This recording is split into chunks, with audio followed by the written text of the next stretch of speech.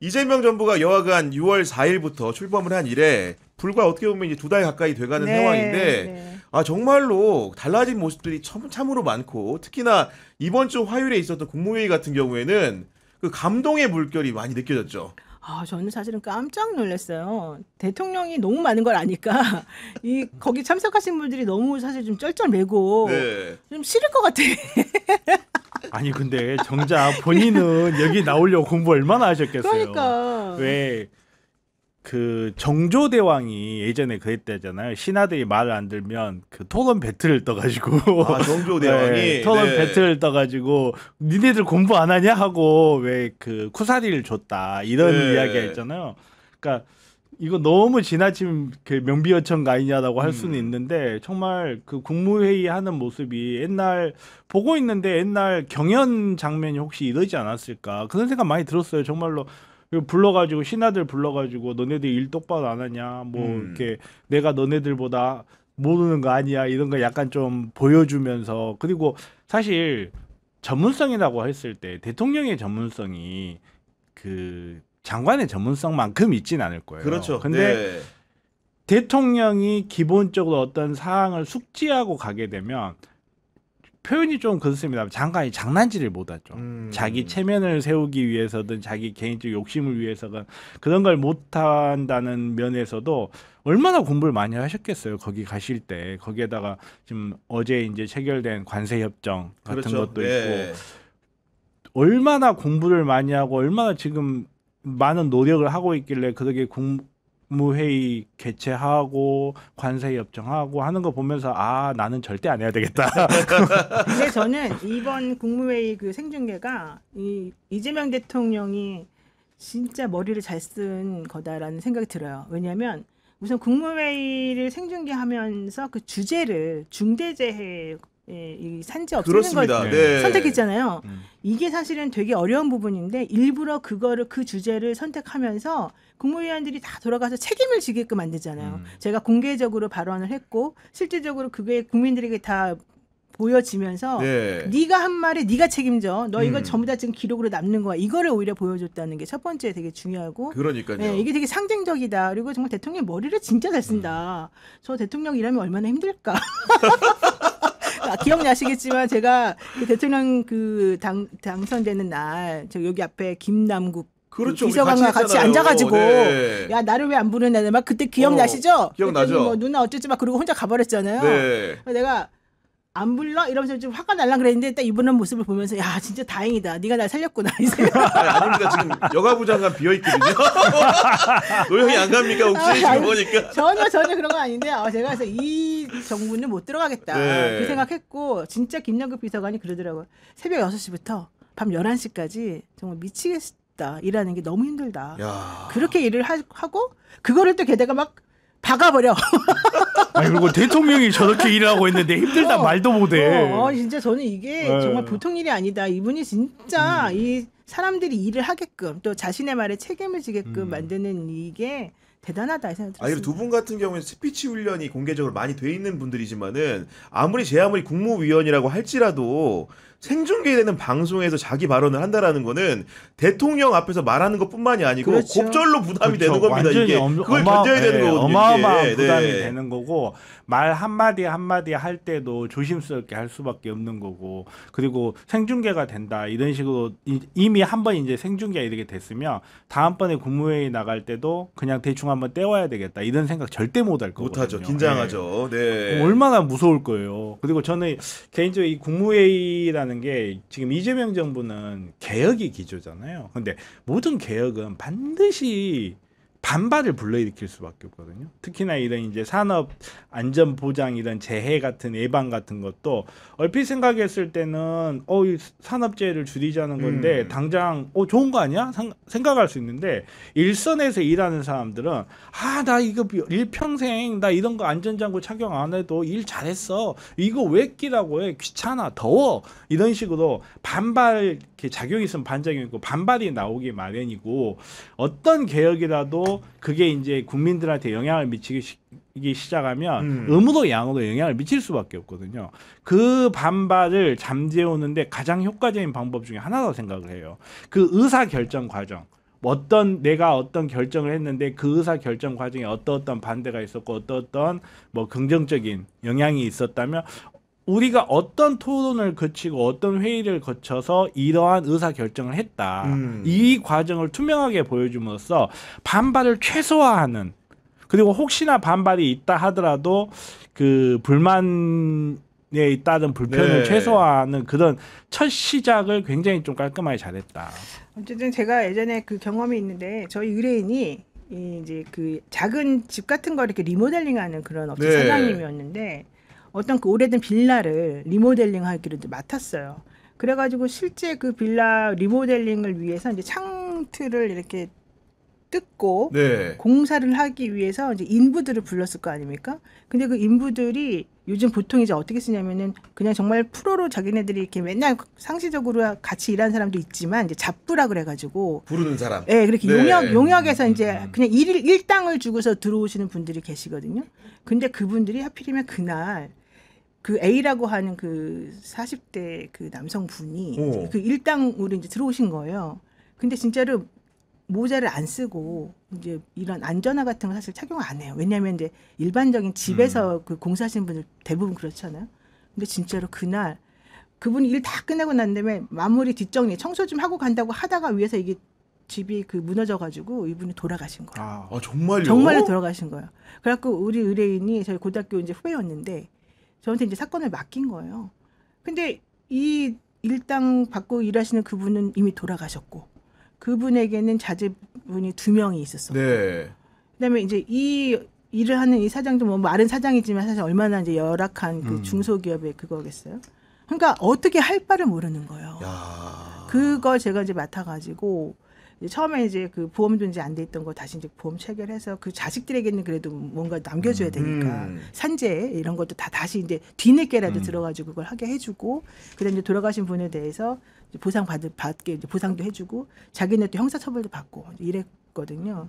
근데 그 생각에 제가 쫙 나서 이 산재나 이런 상황에서 지금 돌아가신 분들 되게 많은데 이게 갑작스럽게 닥치는 부분이 나랑 상관없는 것 같지만 실제는 그렇지 않은 게 많더라고요. 그러니까 더군다나 아까 말씀해 주신 것처럼 현장에서 그렇게 다치는 인부들 같은 경우에는 정말 약자 중에 약자이기 때문에 맞아요. 어떻게 보면은 강자가 보호를 해줘야 되는 거고 그런 의미에서 대통령이 나섰다는 게 굉장히 중요한 건데 대통령이 실제로 산재 사업장인 대기업에도 SPC, 포스코 ENC 직접 가거나 언급을 함으로써 고치라고 지시를 하지 않았습니까? 그렇죠. 사실 입 밖으로 한번 언급되는 것도 무서울 텐데 대통령이 거기 가가지고 직접 챙겨버리면 정말 오금이 저리죠. 후덜덜이죠, 후덜덜. 오금이 저리죠. 저는 대통령이 했던 말 중에 결국은 돈 문제다. 저는 그 핵심을 파악했다고 생각해요. 우리나라가 사람값이 너무 싸요. 뭐 미국처럼 사람 한 명이 공사 현장에서 어떤 일이 있었을 때 정말 징벌적 손해배상해가지고 몇십 배, 몇백 배에서 1억 달러씩 나와버리면 안 고칠래 안 고칠 수가 없는 거예요. 무조건 고치죠. 근데 우리나라처럼 사람 한 명 죽었을 때 위자료가 1억입니다. 1억.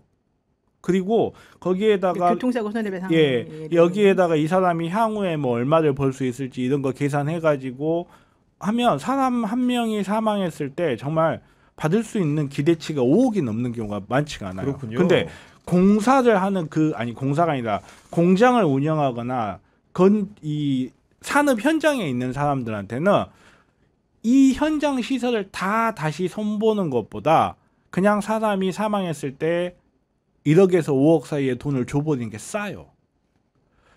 자본주의 사회에서 특히나 돈을 버는 거에 특화되어 있는 기업이나 이런 주식회사 법인들은 반드시 더 싼 거를 선택하게 돼 있거든요. 그러다 보니까 사람이 죽어 나가는 것보다 공사를 더 많이 생산물을 더 많이 생산을 해서 많이 팔고 이윤을 남기고 최소한의 비용으로 생산 시설 유지하는 게 자본주의에서 맞는 거거든요.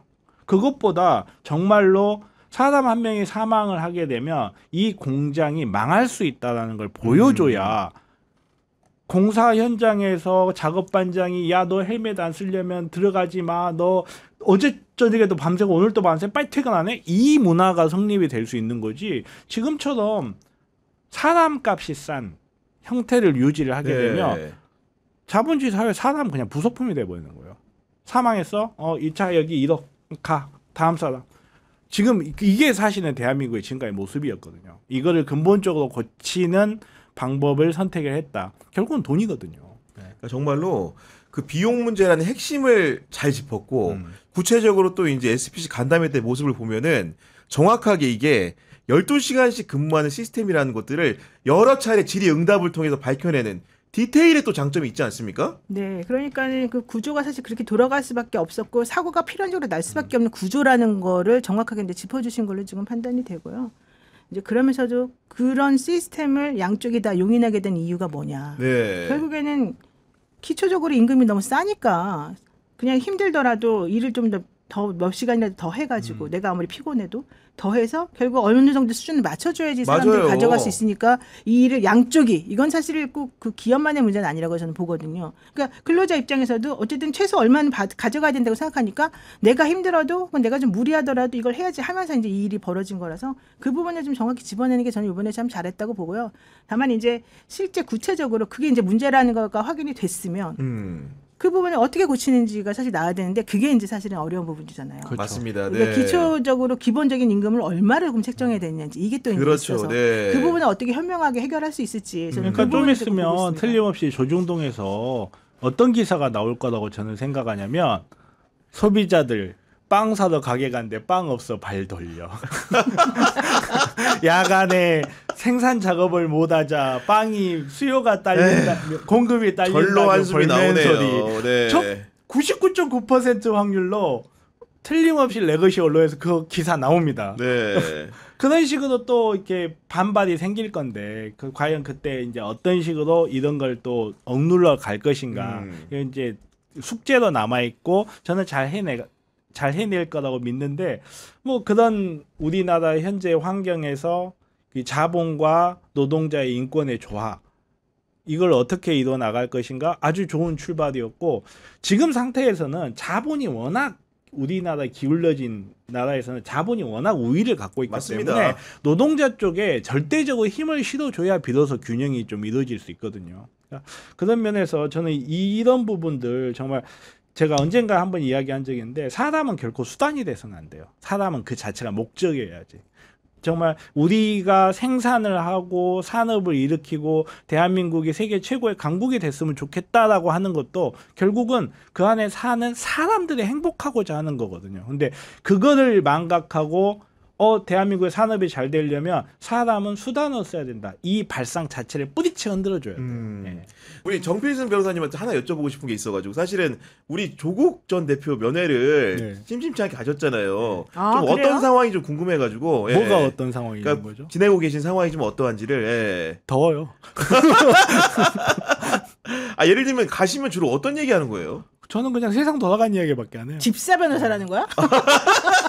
사실 그게 서울구치소에 금지하는. 근데 사실 거예요? 그게 안 되는 게 이미 확정 판결 난 사람에 대해서는 상관없는 거지. 변호인 전혀 접견 지금 할 수 상관없지. 없잖아. 네? 일반 접견 해야 되는 거 아니야? 아니요, 변호인 확정 판결 접견 할수 확정 있어요. 판결 났는데도 이분이- 재심 같은 거 할 거 아니면 이분이 잘 안 사건이 해주는데? 많아. 그렇지. 그렇지. 부가적으로 막 여기저기서 고소고발한 네. 것들이 있구나. 그것 예. 때문에 하는구나. 뭐 아무튼 알겠어, 뭐 알겠어. 그런 걸 저런 걸 떠나서 네.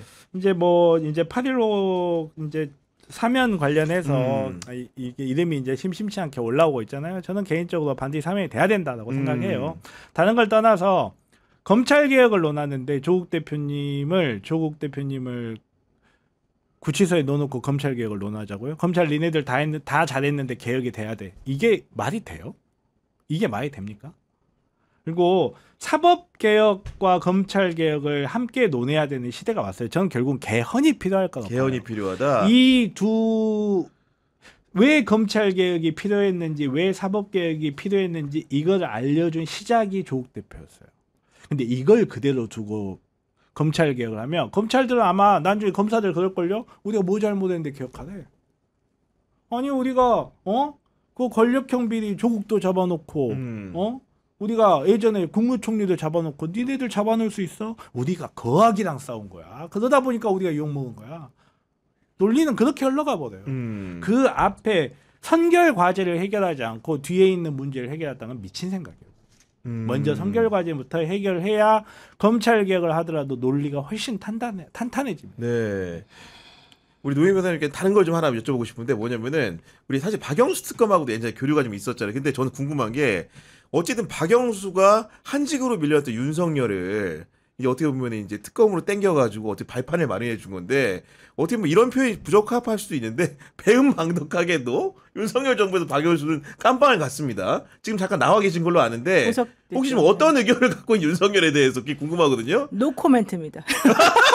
노코멘트? 네, 그게 박영수 특검 얘기입니다. 아, 박영수 특검 얘기 노코멘트다. 네, 말을 왜냐하면 그러니까 많이 아끼네. 네, 말을 많이 아껴요. 박영수 특검이 이제 그 문제가 생긴 게 사실은 그 윤석열이 한창 힘이 좋을 때. 그러니까 이럴 줄 몰랐다. 처음에 이제 그렇게 말했어요. 당연히 그러겠죠. 윤석열 천하에서 자기가 그렇게 됐으니까. 네. 그러다가 너무 이상해지는데 이제 이렇게 얘기를 하다가 아, 중간 상황이. 네, 네. 그다음에 이제 포기하고 그다음에 이거 됐잖아요. 이 사람이 이제 파면 당하고 이제 이랬잖아요. 그러니까 아직 재판 진행 중이고 자기는 구치소 그 당시에 있었으니까. 그렇겠지. 네, 노코멘트다. 노코멘트 하겠다. 노코멘트로 모든 걸 노코멘트로 일관한다. 왜냐면 그런 생각도 있을 것 같아요. 자기가 이제 어떻게 보면 키운 사람이 이런 파국적인 결말을 맞다 걔한테 보니까 묻는 거죠. 기대던 네, 걔한테. 거기에 대해서도 약간 부채의식이 있다고 해야 될까? 그런 네. 것도 있고 네. 인생 무상 모든 사람들이 다 나를 배신하더라. 아니 뭐 복잡하게 생각할 필요 없어요. 지금 힘 없고 끝 없으니까 그런 거죠 뭐. 지금 예, 말 진짜. 잘못했다가 나중에 어차피 다시 만나실 것 같은데. 아니 사실 왜냐하면 박영수 특검은 제가 이제 정확히 아는 바로는 그 특검할 때 진짜 열심히 했어요. 본인. 아니, 저도 그렇다고 들었어요. 남들이 예. 이 믿어줄지 안 믿어줄지 모르겠지만 원래 박영수 특검도 삼성이나 이런 재벌 기업들하고 사실 친했어요. 그렇겠지. 그랬는데 그 당시에는 특검하면서는 삼성하고는 삼성이 때 엄청나게 이제 이게 완전 연을 많았잖아요. 끊었겠죠. 예. 근데 완전 연을 끊었어요. 정말로. 그랬구나. 예. 본인이 그렇게 열심히 한 이유는 그때 당시에 이제 공수처장 나중에 이제 잘하면 될 것 뭐 이런 것도 있었었고 나중에 이제 명예롭게 뭔가를 이제 해보고 싶다는 그런 것도 있었었고 내가 사실 성공하는 특검이 뭔지를 보여줘가지고 좀 나의 이 명예를 드높이고 싶다 이런 것도 사실 있었었거든요. 그리고 초창기 때 얼마나 사람들로부터 박수를 받았어요. 맞아요. 예. 그 환호도 받고. 근데 특검을 성공적으로 끝내가지고 다 이제 유죄받게 하고 막 이거저거 다 했는데 막판에 갑자기 이제 본인 생각엔 이상하게 흘러간 거죠. 그리고 그 대장동 관련해서도 네. 이제 남들은 그거 돈 받아먹고 나쁜 놈이다 이제 이렇게 말하는데 본인 주장은 그러지 않았다는 거예요, 진짜로. 근데 내 말을 아무도 안 믿어주니까 내가 말하는 게 무슨 소용이 있는지 이런 입장으로 그렇군요. 가요. 약간 자포자기도 있는 거구나. 네. 예. 그런데 이제 요즘에 그 이재명 대통령이나 뭐 관련 사람들 그 대장동 사건 관련돼 보면 다 중간에든지 검찰이 좀 작업했던 게 또 막 쏙쏙들이 나오지 않습니까? 물론 뭐 박영수 특검에게 그런지 안 그런지 모르겠지만. 예. 네, 그러다 보니까 이분이 진짜 인생 무상 이런 것도 사실 느끼고 그 연세에 거기 지금 몇 번째 들어가는 거죠. 그렇죠. 지금 뭐 아니, 웃으면 안 보석이 되는데 갑자기. 무슨 일이 아니에요, 이거 진짜로. 사실 보석으로 나오신 것일 뿐이지 2심도 맞아요. 유죄로 유죄 나왔고. 그대로. 1심도 세게 받았어요. 세게 제 받았어요. 기억에. 예, 그죠. 예. 내가 7년, 증인도 해줬는데 가서. 어차피 뭐 사실 뭐 근데 그때 그 유죄 나온 거는 그 변호사 대한 변호사협회 회장 선거할 때 그 돈 받았다. 나무그룹도 3억 받았다 이제 그것 때문이었거든요. 예, 맞아요. 예. 근데 사실 그거는 제가 잘 알아서. 아, 변협에서 네, 왜냐면 그때 그때 내가 그 박영수 특검한테 회장하라고 그랬으니까. 아. 그래서 내가 그때 회장 선거 운동을 했던 사람이에요. 그러니까요. 예, 예. 네. 그래서 좀 본인은 되게 억울해하고 있어요. 아, 그리고 끝으로 이제 우리 제작진의 강력한 요구로 그 조국 전 대표에 대해서 좀 어떻게 생각하시는지 한 말씀을 좀 꼭 들어달라는. 왜 저걸 꼭 물어보는 거야? 아니, 그러니까 누군가 하나 잘못이 영향력이 있는 사람이니까 물어보라는 취지겠죠? 저는 아무래도? 영향력이 없다는 겁니까? 아니, 여기는 자주 만나는 분이니까 물어본 거고. 맞아요. 네. 없어요. 저는 지난 정권 때 윤석열 정권 때 억울하게 그 재판에 희생이 된 사람들, 특히 검찰의 그 잘못된 기소권에 희생이 된 사람들이 대표적인 인물들이 사실 저는 정경심 교수, 조국 네. 전 대표, 또 저는 송영길 대표까지 다 그 안에 포함시킨다고 봅니다. 그래서 그분들에 대해서 그리고 김웅, 김용이죠, 김용. 김웅 깜짝 놀랐네요. 갑자기 김웅이었어요. 김용 죄송합니다. 예. 드래곤이냐 배어냐. 그분들에 대해서는 네. 지금 봐봐 정권 바뀌니까 또 갑자기 그 옛날에 그 증거로 삼았던 사람들이 전부 다 말을 다 바꾸잖아. 그러니까. 그 네. 최성애 씨가 뭐 어쩌고 했던 것도 또 나오잖아요. 이 정경식 교수. 이거는 사면시키고 사실 원래는 재심을 통해 가지고 좀 이 명예를 회복하는 게 좋겠지만 그거보다도 빨리 나와가지고 일단 네. 이걸 좀 정리해 주는 게 필요하다고 봅니다. 알겠습니다.